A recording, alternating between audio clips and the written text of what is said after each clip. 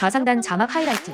지방에 위치하고 있는 국보와 보물 그리고 사적의 경우 아직도 물리적 접근성이나 정보 접근이 어려운 경우가 대다수인데요. 수도권 집중되지 않도록 확대될 수 있도록 좀 챙겨주시기를. 김포 장릉 아파트 사태, 김해 고인돌 훼손 사태도 또 그 같은 선상에서 보고 있습니다. 국가유산 보존 관리해야 하는 지자체의 조직이나 전문 인력이 부족해서라는 생각도 하고 있어서 중증장애인 우선 구매 제도, 장애예술인 창작물 우선 구매 제도가 장애인들에게는 그 삶을 좌우하는 일인 만큼 또 국가기관으로서 잘 지킬 수 있도록. 10월 12일 문화체육관광부 회의실에서 김예지 의원이 주질의 발언을 시작한다. 네, 국민의 김예지입니다.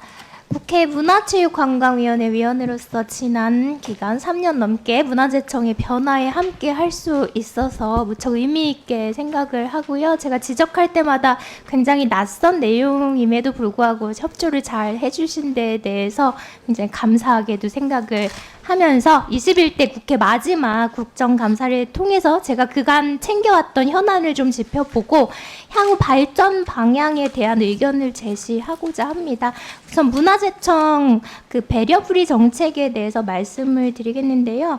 2020년 손끝으로 읽는 천연기념물 동물 이야기를 시작으로 해서 21년에는 선사시대 사람들의 이야기, 22년에는 손끝으로 만나는 석굴암, 2023년엔 한국의 건축문화유산 12선 등 다양한 멀티미디어 감각책을 제작해서 특수학교와 복지관 등에 전달해 오고 계십니다. 또한 2020년부터 26년까지 추진 예정인 국능 유니버설 디자인 무장애 공간 조성 사업도 안정적으로 진행하고 계셔서 이제 국능에 가보면은 다양한 이제 접근성 관련된 부분들이 설치된과 동시에 촉각 모형도 이제 배치를 하시고 계시는 중이고, 그리고 또 물리적 접근성을 확보하기 위해서 경사로나 리프트 등도 확대하고 계시는 점 굉장히 의미 있게 보고요. 또한 올해 7월부터 경복궁과 창경궁에서 시작된 시각장애인 대상 현장 해설 사업은 9월부터 창덕궁과 덕수궁까지 확대돼서 굉장히 긍정적인 피드백 받고 계신데요.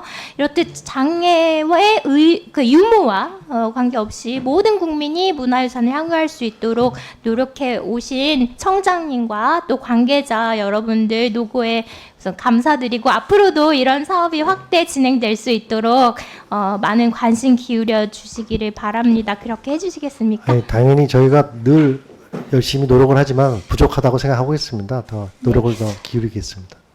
또 국능 유니버설 디자인 무장애 공간 조성 사업에 관해서 좀 말씀을 드리고 싶은데요. 대상이 서울과 수도권에 좀 한정적입니다. 지난해 국정감사에서도 제가 지적한 바 있는데요. 지방에 위치하고 있는 국보와 보물 그리고 사적의 경우 아직도 물리적 접근성이나 정보 접근이 어려운 경우가 대다수인데요. 이러한 점 고려해 주시고, 그리고 유니버설 디자인 무장애 공간이라는 말을 저는 좀 모두를 위한 국능 조성 사업으로 좀 바꿨으면 좋겠습니다. 어차피 유니버설 디자인이라는 건 모두를 위한 디자인이거든요. 네. 그동안 배제왔던 소수의 어떤 그 어려움들을 좀 완화시키기 위한 디자인인데요. 그래서 이게 결국엔 같은 말입니다. 그래서 모두를 위한 국능 조성 사업으로 좀 사업 내용을 사업 그 명칭이 뭐 별로 중요하지 않을 수도 있겠지만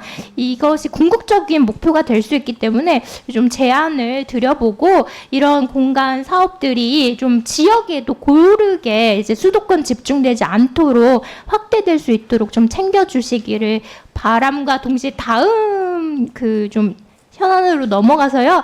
존경하는 이계우 의원님과 존경하는 배현진 의원님도 많이 지적을 하셨는데, 김포 장릉 아파트 사태도 있었지만 또 저는 김해 고인돌 훼손 사태도 또 그 같은 선상에서 보고 있습니다.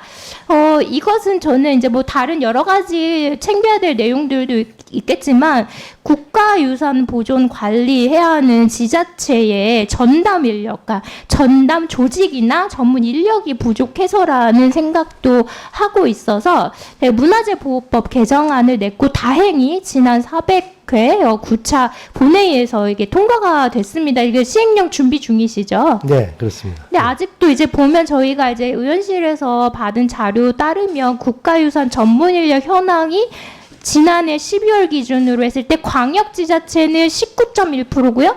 기초지자체는 17.9%로 더 적습니다. 이게 전담 인력이 굉장히 전문 인력이 적은데요. 그래서 이런 학예직 비율이 지금보다 높아질 필요성이 있고 이런 점을 그 시행령을 이제 만드실 때 잘 고려를 해주신과 동시에 이 문화유산이 지자체마다 굉장히 좀 다를 텐데 면적, 또 행정 소요 등을 고려해서 업무량이 많은 지자체일수록 학예직의 배치 기준을 좀 높이고 또 맞춤형 기준이 필요할 것으로 저는 판단되고 있습니다. 그리고 행정직이나 기술직, 즉 전담 인력, 그러니까 전문 인력이 아닌 공무원이 이런 것을 맡을 경우에는 그 의무적인 교육을 이수하도록 시행령에 좀 명시할 필요도 있다고 보고요. 네. 그래서 법정 교육화를 통해서 관련 인력의 전문성 확대를 또한 적극적으로 좀 검토해 주셔야 되겠는데 그렇게 생각하시나요?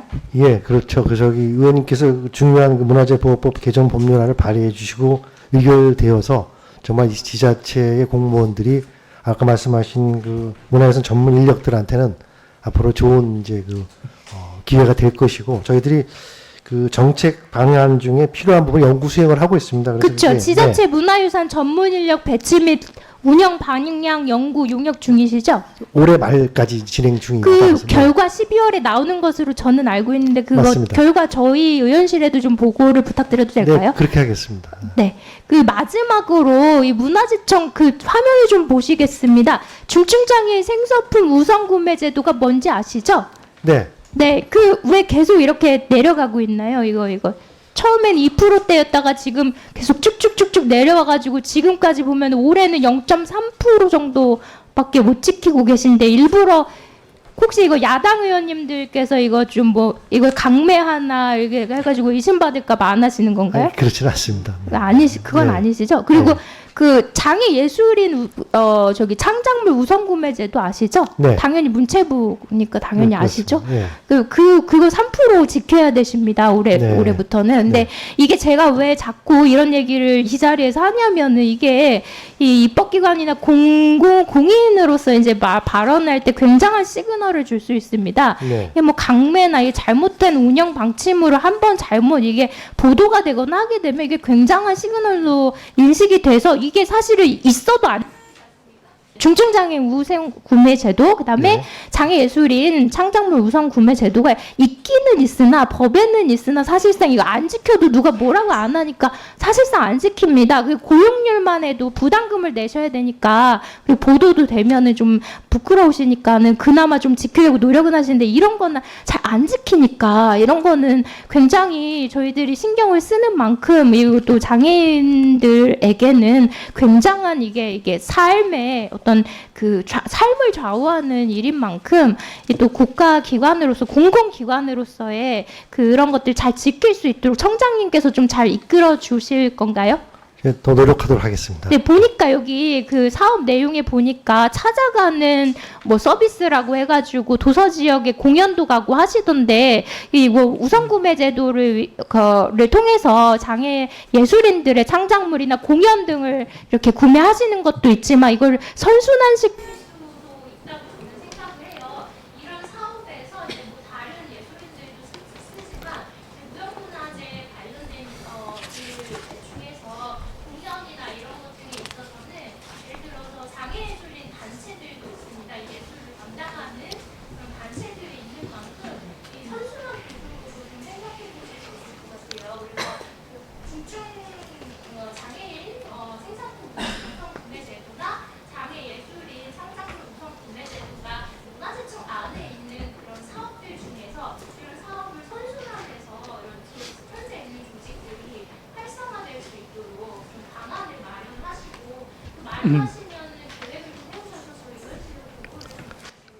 네, 바로 그 해서 검토하고 또 필요한 부분은 저희가 보완해서 보고 드리도록 하겠습니다.